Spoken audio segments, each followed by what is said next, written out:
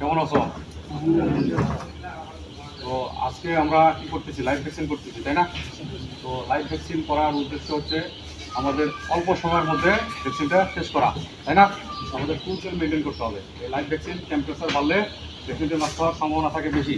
এই জন্য আমরা একটা ভাইয়ের গুলায় 3 জন 4 জন করে দিচ্ছি, যাতে 15-20 মিনিটের মধ্যে 10-15 মিনিটের মধ্যে কী হয়, শেষ হয়ে যায়। এবং আমাদের যে জুটটা নেওয়া হয়েছে সেই জুটটা কিন্তু বরফের ইয়াতে কিন্তু ভেজা আছে না? এবং 5-7 মিনিট পর পর আমরা এটা আবার ভিজাই নেব, ঠিক আছে? ভিজাই নেব।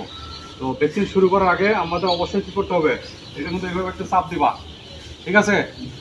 এটা এইভাবে চাপ দিবা, বাতাসটা ইয়ে হলো না, করার পর যখন এরকম করবা, ঠিক আছে? বাতাস কিন্তু ঢুকে গেছে, গেছে না? এরপরে যদি চাপ দাও কী হবে, এক ফোঁটা পড়বে এবং বড় বাবেল পড়বে, ঠিক আছে? যাতে মিস হওয়ার সম্ভাবনা কম থাকবে, তাই না? এবং যখন দেখবা ভ্যাকসিনটা শিওর হবা, শিওর হইতে হবে যে ভ্যাকসিনটা পড়ছে কিনা। শিওর হয় তারপর ছাড়তে হবে, শিওর না হয়ে ছাড়বা না। অর্থাৎ প্রত্যেকটা মুরগি যেন কী পায়, ভ্যাকসিন পায়। এবং অবশ্যই আমাদের মনে রাখতে হবে যে 5-7 মিনিট পর পর এই দুধটা কী করতে হবে, বরফের পানিতে ভিজে নিতে হবে, যাতে টেম্পারেচার না বাড়ে, ঠিক আছে? আর দ্রুত ভ্যাকসিনটা শেষ করতে হবে।